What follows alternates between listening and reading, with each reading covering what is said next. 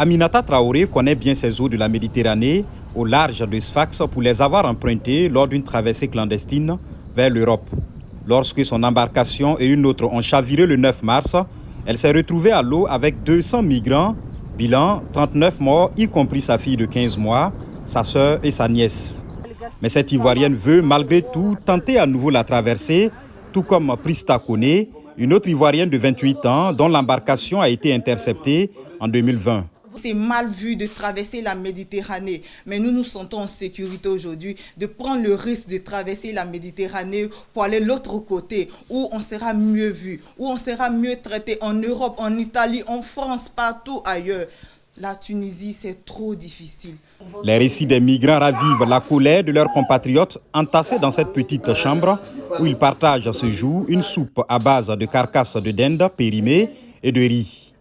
Une vie qu'ils veulent tous quitter, mais pas question de retourner en Côte d'Ivoire. Le prix du billet et la pénalité à payer pour être resté 3 ans illégalement en Tunisie est plus élevé qu'une traversée clandestine. Pour le couple Zozo Ange, 22 ans, et Inao Steve, 34 ans, c'est l'Europe ou rien. Je cherche un meilleur avenir pour ma famille, au fait. Pour avoir au moins, un avenir radieux pour l'enfant. Étant ici, ce n'est pas évident. La hausse des départs de Tunisie a atteint en 2020 un pic inédit depuis 2011 et se poursuit.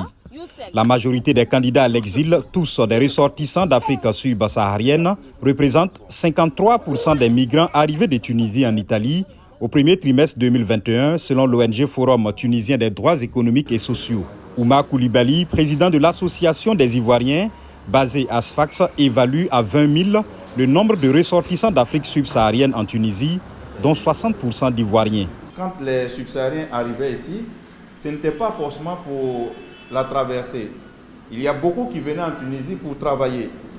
Mais on ne leur a pas dit la vérité. Ce qu'on leur a promis quand ils étaient au pays, on leur a promis des salaires énormes. Il y a certains même qui ont vendu leur commerce, qui étaient bien placés là-bas. Quand ils sont arrivés ici, ils se sont rendus compte qu'on leur a carrément menti. Et donc, ils n'avaient plus le choix. Un choix de rejoindre l'Europe à tout prix. En 2 mois, plusieurs naufrages au large de Sfax, principal point de départ selon l'ONU, ont fait une centaine de morts, des Ivoiriens, des Guinéens ou des Burkinabés.